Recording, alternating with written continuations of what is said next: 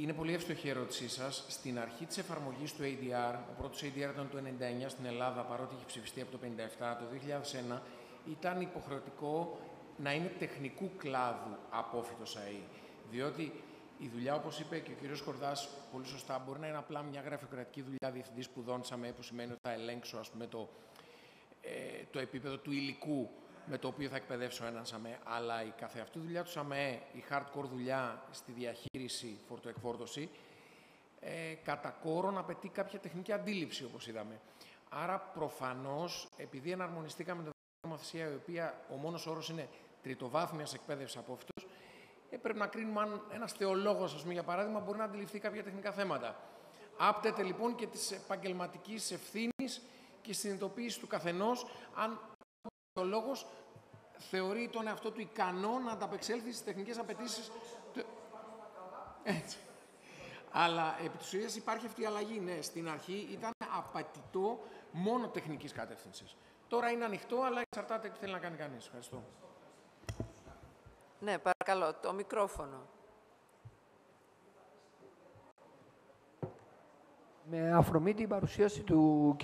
Χαραλαμπόπουλου, ήθελα να ρωτήσω τόσο το ADR, όσο και η διαδικασία του ΣΑΜΕ, ο όρος του ΣΑΜΕ, αφορά, από ό,τι έχω καταλάβει, την ποιότητα που μεταφέρονται.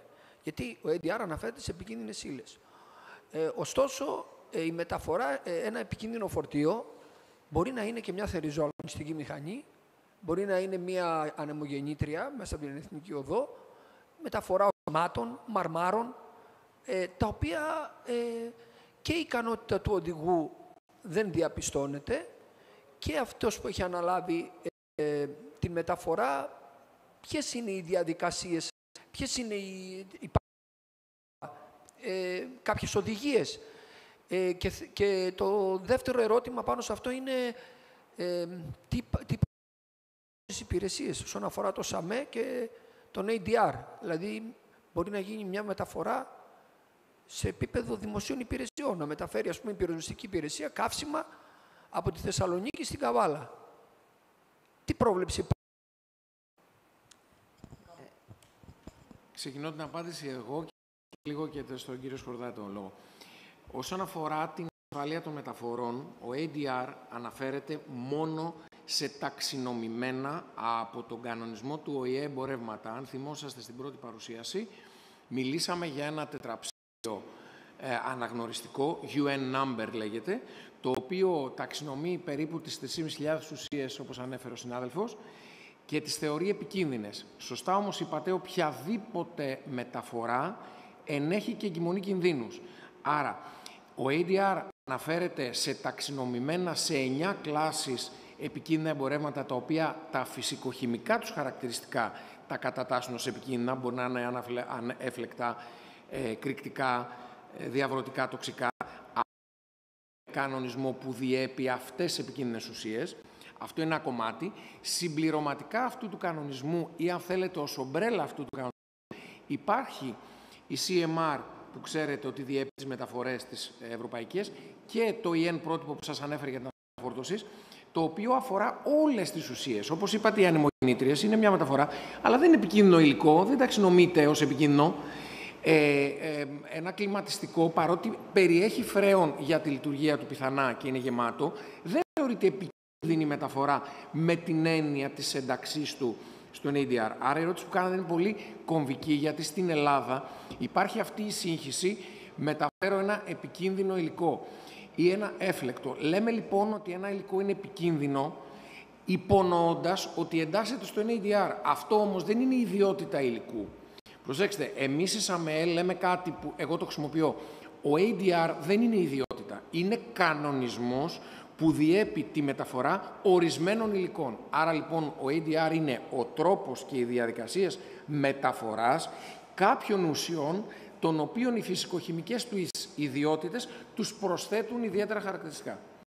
Άρα ένας κανονισμός ευρωπαϊκός και παγκόσμιος που ορίζει τρόπους και προδιαγραφές μεταφοράς ουσιών που έχουν ιδιαίτερα φυσικοχημικά χαρακτηριστικά. Όλες οι άλλες ουσίες που είπατε έχουν κανονισμούς, έχουν τρόπους μεταφοράς, αλλά αφορούν όχι τις ιδιότητές τους, αλλά μόνο τον τρόπο, όπως σας είπα στη δικιά μου παρουσίαση, στιβασίας, πρόσδεσης και ακινητοποίησης, που κυρίαρχα είναι το ΙΕΝ 12195.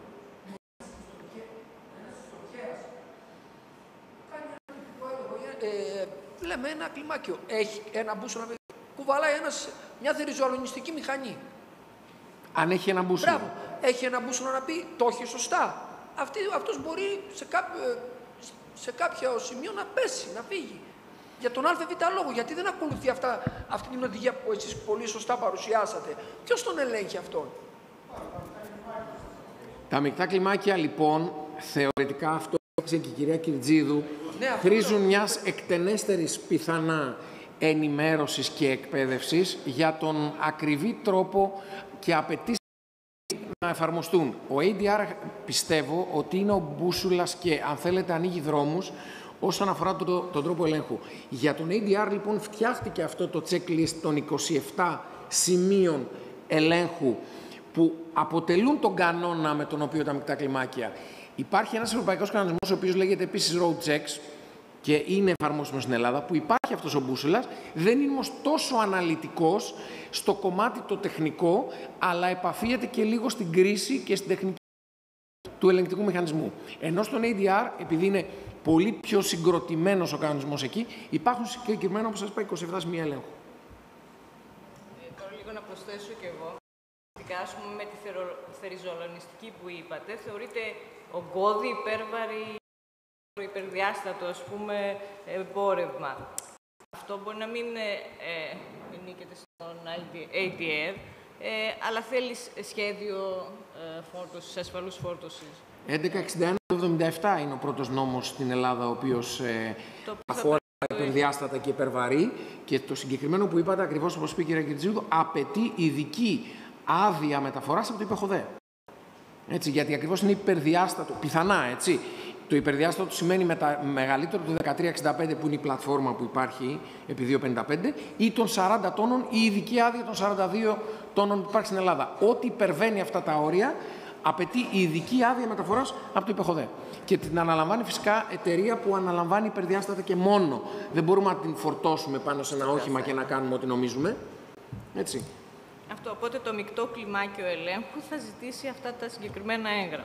Άδεια ειδικής μεταφοράς είναι αυτό, με τον 1161. Και με τις δημόσιες υπηρεσίες λέει ότι γίνεται. Αυτό Τι εννοείται? Ο στρατός εξαιρείται της ADR. Όταν θέλει να μεταφέρει. Ναι. Λοιπόν, πραγματικά είναι σημαντική αυτή η παράδειξη. Θέλω να πω το δημόσιο ίσως είναι ο πρώτος που παρανομεί και δεν εφαρμόζει την ADR στο χώρο ευθύνης του, στον ευρύτερο και στο στενό δημόσιο τομέα, όπως συμβαίνει βέβαια και με πάρα πολλές άλλες περιπτώσεις. Είναι από την 1η Ιανουαρίου του 2023, παραδείγματος χάρη, έχουν αυστηροποιηθεί πάρα πολύ οι περιπτώσεις όπου επιβάλλεται η εφαρμογή του ADR. Φανταστείτε ότι κάποιο συνεργείο, ένα αμαξοστάσιο δημόσιο αστικών μεταφορών, δεν έχει σημασία, θέλει να φορτώσει 10 σασμά να τα πάει στο μάστορα για επισκευή. Πλέον και αυτά θεωρούνται επικίνδυνα εμπορεύματα και πρέπει να σημανθεί το φορτηγό και πρέπει να ακολουθηθούν όλοι οι κανόνες για τα προσόντα του οδηγού, για τις πινακίδες κτλ. Διότι έχει μέσα το κάθε σασμάν βαλβολίνη χρησιμοποιημένη. Αυτό σε περίπτωση ανατροπής κτλ. Ενέχει φοβερούς κινδύνους για το περιβάλλον, για τον υδροφόρο ορίζοντα. Τα ξέρετε, αν πέσουν κάτω καμένα λάδια, βαλβολίνες κτλ. Πέρα από το αν είναι έφλεκτα, αν μπορεί να δημιουργήσει και άλλα αλυσιδωτά προβλήματα. Άρα λοιπόν πρέπει να ενημερωθούν όλες οι δημόσιες υπηρεσίες που ελέγχουν αλλά και ελέγχονται, που μετακινούν ή παράγουν απόβλητα, φορτώνουν, ξεφορτώνουν, νοσοκομιακά, συνεργεία μονάδες επισκευής οχημάτων κτλ. Πρέπει να είναι ενημερωμένοι για τις υποχρεώσεις τους και να συμμορφωθούν, γιατί είναι το πρότυπο για τον ιδιωτικό τομέα. Πρέπει λοιπόν να δώσει το καλό παράδειγμα η τοπική αυτοδιοίκηση, για το Υπουργείο και όλες οι δημόσιες υπηρεσίες που εποπτεύονται από αυτό, να εφαρμόσουν την νομοθεσία. Είμαστε ακόμα πολύ πίσω, αλλά είμαι αισιόδοξος ότι σύντομα θα βελτιωθούν τα πράγματα. Γίνεται και βλέπω με πρωτοπόρο την Περιφέρεια Ανατολικής Μακεδονίας και Θράκης και την ευχαριστούμε πάρα πολύ γι' αυτό, που αναδεικνύει τα θέματα. Θα ήθελα να ρωτήσω με τη σειρά μου τον κύριο Δρούγκα, Πάνο, αν μ' ακούς, 2 ερωτήσεις για σένα και την παρουσίασή σου. Και οι νέοι ΣΑΜΕ, τι γίνεται με την περίπτωση που κάποιο φορτηγό ξεκινήσει π.χ. από Θεσσαλονίκη να μπει στο λιμάνι του Πειραιά να φύγει με το καράβι, πρέπει να είναι όλα εις διπλούν, δηλαδή τα έγγραφα μεταφοράς να τα έχει έτοιμα, να τα αλλάξει όλα στο λιμάνι, τις πινακίδες του, τις σημάνσεις, όλα δηλαδή να είναι από πριν έτοιμα από τον ΣΑΜΕ. Και η δεύτερη ερώτηση είναι αν γνωρίζεις τι γίνεται με το θέμα μεταφοράς ηλεκτροκίνητων οχημάτων μέσω της θαλασσίας οδού, με τα καράβια δηλαδή, αν έχουμε κάποιες εξελίξεις νομοθετικές, πρωτοβουλίες της Ευρώπης κτλ. Ειδικά στα βαρέα, δηλαδή λεωφορείο π.χ. αμιγώς ηλεκτροκίνητο, με τις βαριές μπαταρίες λιθίου 4 τόνων.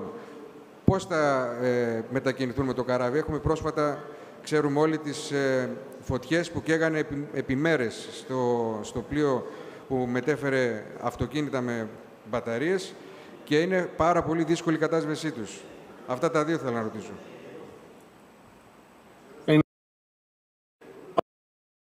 Τα ερωτήματα που κάνεις. Σε ό,τι αφορά το πρώτο πράγματι, πολλοί κόσμος δεν γνωρίζει...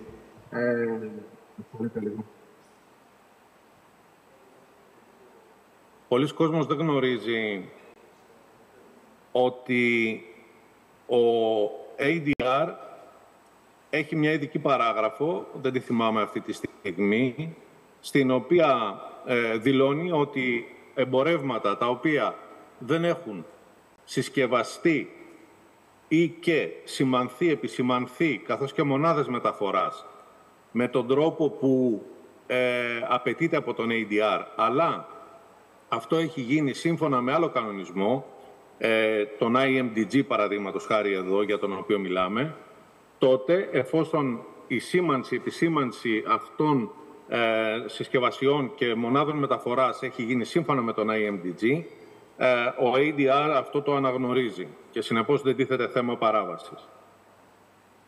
Σε ό,τι αφορά το έγγραφο μεταφοράς, δεν εκδίδονται δύο διαφορετικά. Υπάρχει το έγγραφο για την πολυτροπική μεταφορά, όπου αποτυπώνονται τα στοιχεία με τον τρόπο που τα απαιτεί ο IMDG. Συνεπώς, όποιος γνωρίζει ότι η μονάδα μεταφοράς θα μπει στο καράβι και άρα εκεί αναλαμβάνει πλέον υπόθεση IMDG. Αυτές είναι οι διαφορές που κατέδειξα και εγώ με την παρουσίασή μου. Θα πρέπει να λάβει υπόψη του όλες αυτές τις διαφορές, έτσι ώστε απριόρι να έχει κάνει την προετοιμασία των επικινδύνων σύμφωνα με τις απαιτήσεις του IMDG. Σε ό,τι αφορά το δεύτερο ερώτημά σου για οχήματα που φέρουν μπαταρίες, γιατί για τις μπαταρίες είναι ξεκάθαρο το πλαίσιο, ο IMDG είναι επίσης πολύ πιο αυστηρός σε μεταφορά accessories, μπαταριών δηλαδή, είτε από μόνες τους είτε σε εξοπλισμό. Συνεπώς και εκεί υπάρχουν σημαντικές διαφορές όταν αποστέλνουμε μπαταρίες με το καράβι αντί οδικός. Ωστόσο, για τα αυτό καθ' αυτά τα αυτοκίνητα τα οποία φέρουν μπαταρίες, δεν υπάρχει ένα ξεκάθαρο πλαίσιο, εξών είμαι σε θέση να γνωρίζω ακόμη.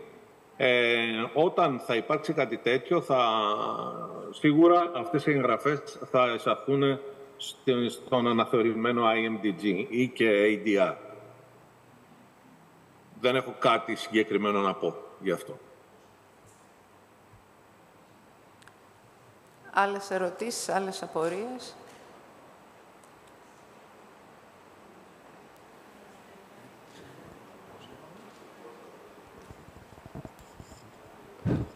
Πέρα και από μένα. Ευχαριστούμε πάρα πολύ για την πρόσκληση. Είναι πάρα πολύ σημαντική η εκδήλωση η οποία έχετε διοργανώσει σήμερα.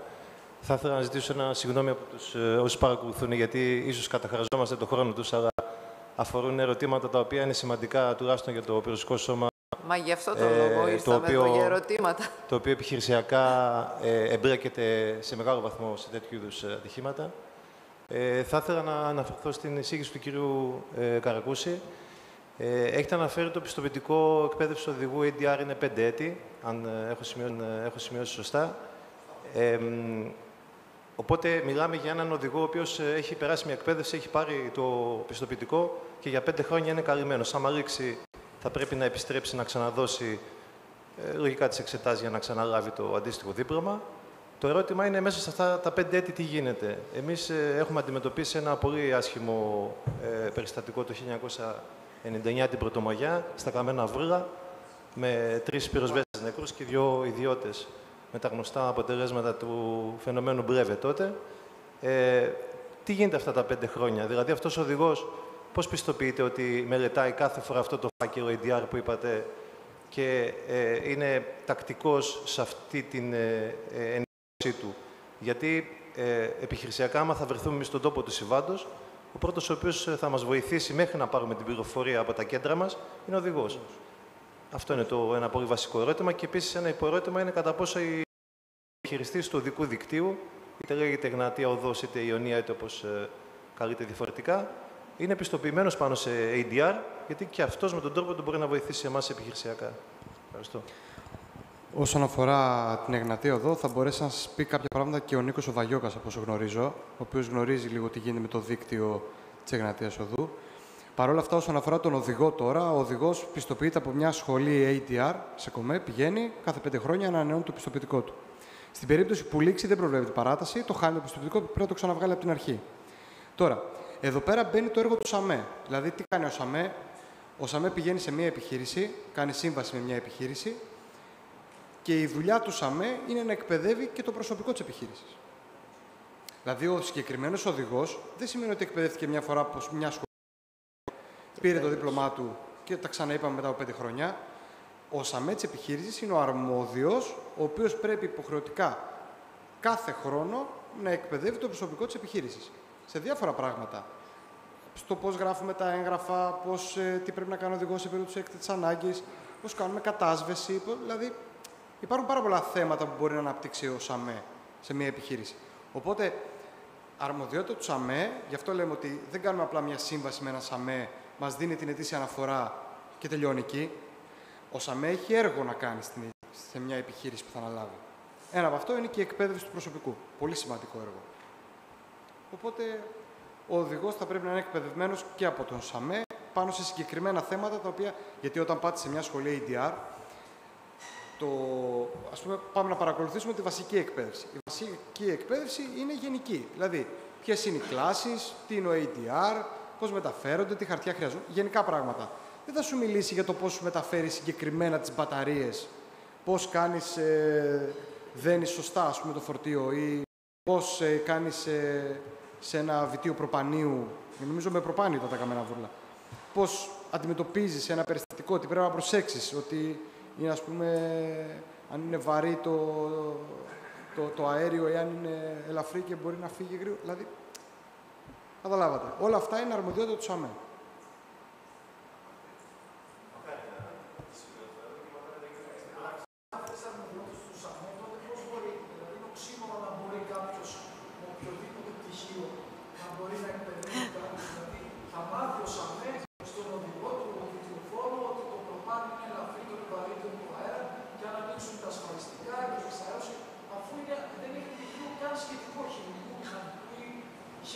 Ναι, αυτό είναι στο κομμάτι του ΣΑΜΕ. Δηλαδή το πόσο ο ΣΑΜΕ είναι κατάλληλος για τη συγκεκριμένη δουλειά. Να πω λίγο κάτι. Από το 90... Τώρα φύγουμε. Αυτό το δεύτερο θέμα το είπατε και πριν, είναι πολύ εύστοχο, αλλά από το 99 που έγινε αυτό το ατύχημα, έχει αλλάξει κατά πολύ η νομοθεσία και έχουν γίνει βήματα. Το είπε και η κυρία Κυρτζίδου, το είπε και η Βαγγελάτου. Το 99 ο ADR δεν ήταν καν πινακοποιημένος, δηλαδή αυτός ο πίνακας που σας έδειξε ο κύριος Δρούγκας δεν υπήρχε. Όπως σας είπε η κυρία Βαγγελάτου, το 2022 ο μεταφορέας πλέον, ενώ εξαιρείτο, άρα αυτό που είπατε όσον αφορά τη μεταφορά, ενώ εξαιρείτο της υποχρέωσης να έχει ΣΑΜΕ, βάζω σε παρένθεση την τεχνική αρτιότητα του ΣΑΜΕ, δεν είναι κάτι που δεν μπορώ να το ελέγξω, αλλά ενώ εξαιρείτο λοιπόν ο μεταφορέας, μετά την πινακοποιημένη ανάθεση ευθυνών, γιατί σας έδειξε η κυρία Κυρτζίδου ότι οι ευθύνες ανατίθονται στο μεταφορέα, αποστολέα, οδηγό και φορτωτή. Ο φορτωτής λοιπόν είναι ένα κομμάτι του παζλ και αφορά λοιπόν τον άνθρωπο στον οποίο έχει ανατεθεί από την επιχείρηση η ευθύνη να συνεργαστεί με τον οδηγό παύλα μεταφορέα, έτσι δεν είναι, για να πάρει αυτό το πράγμα και να βγει στο δρόμο. Εδώ λοιπόν η ευθύνη είναι αλληλέγγυα. Υπάρχει ένας άνθρωπος, μια επιχείρηση η οποία έχει δώσει μια εντολή σε έναν ΣΑΜΕ. Εδώ μπαίνει η παράμετρος που είπατε, είναι ο κατάλληλος και ο αρμόδιος και ο τεχνικά ικανός να αναλάβει την επιχείρησή μου ΣΑΜΕ. Εδώ είναι ιδιωτική πρωτοβουλία. Επιλέγω αυτόν που θα βάλει μια υπογραφή και θα μου καλύψει τη νομική ανάγκη ή ψάχνω να δω το reference αυτού του ΣΑΜΕ και αν όντως έχει ξανακάνει μια τέτοια δουλειά σε αέρια στην περίπτωσή μου, σε μπαταρίες των άλλων.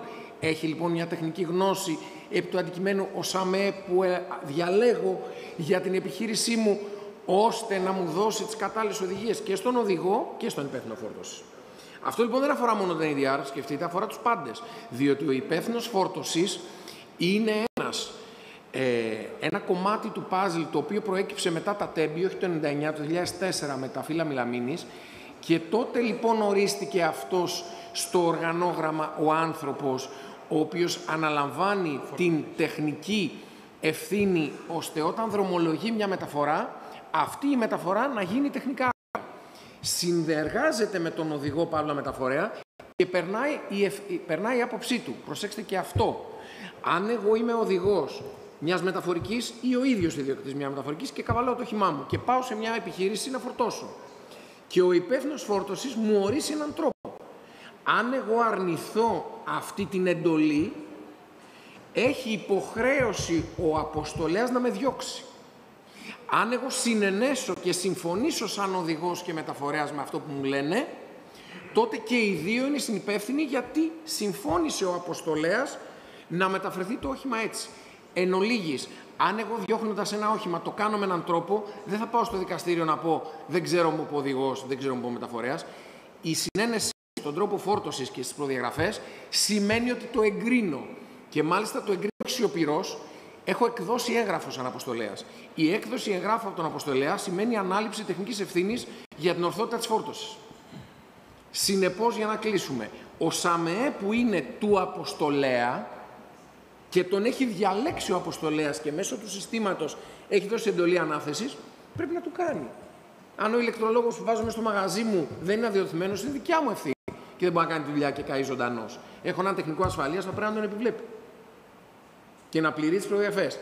Άρα λοιπόν ο αποστολέας διαλέγει ένα ΣΑΜΕ και το δίπλωμα του μεταφορέα που ρωτήσατε λίγοι, όπως πολύ σωστά είπε, στην πενταετία, αλλά πρέπει να κάνει ενημερωτικό update πριν την πενταετία για να μην λήξει. Δεν πάει στο τέλος της πενταετίας να πάρει καινούριο. Στην πενταετία πρέπει να το ανανεώσει για να προλάβει τη λήξη. Η νομοθεσία προβλέπει όσον αφορά τα διπλώματα, τα ADR, σου λέει ότι έχεις δικαίωμα ένα ολόκληρο χρόνο μέσα σε 4 εξεταστικές, γιατί έχει 4 εξεταστικές το χρόνο, δεν έχει παραπάνω. Βγαίνει το Υπουργείο Μεταφορών και λέει 4 εξεταστικές το χρόνο κάθε 3 μήνες. Ο οδηγός λοιπόν έχει δικαίωμα εντός 1 χρόνου πριν λήξει να ανανεώσει το δίπλωμά του. Και η ημερομηνία που θα πάρει θα είναι αυτή που έχει συν 5 χρόνια. Και ο ΣΑΜΕ μέσα σε αυτό το διάλειμμα της πενταετίας που ελέγχεται ο οδηγός, επειδή ο ADR αλλάζει κάθε 2 χρόνια όπως ακούσατε, πρέπει κατελάχιστο στην ανανέωση του ADR να κάνει ενημερωτικό σεμινάριο κατάρτισης των εμπλεκομένων. Δεν είναι υποχρεωτικό το κάθε χρόνο, αλλά είναι υποχρεωτικό τουλάχιστον σε κάθε αλλαγή να εκδοθούν ανανεωμένες και αναθεωρημένες διαδικασίες στην επιχείρηση.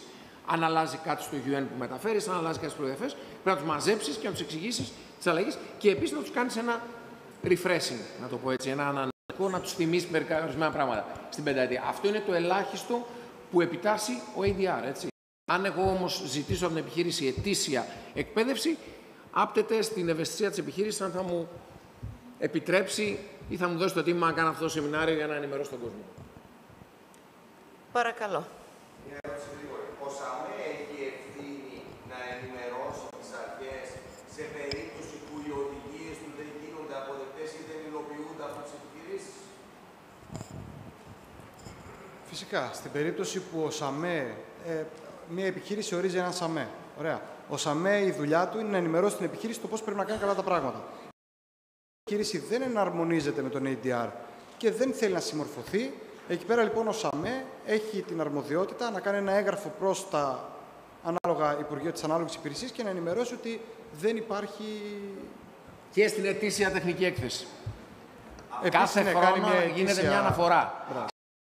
Είναι σαν τον τεχνικό ασφαλείας. Κάνει μια ετήσια αναφορά η οποία είναι κακή. Αυτές οι ετήσιες εκθέσεις έχει πρόσβαση η αστυνομία? Μπορείτε να τις ζητήσετε από την επιχείρηση. Από την επιχείρηση.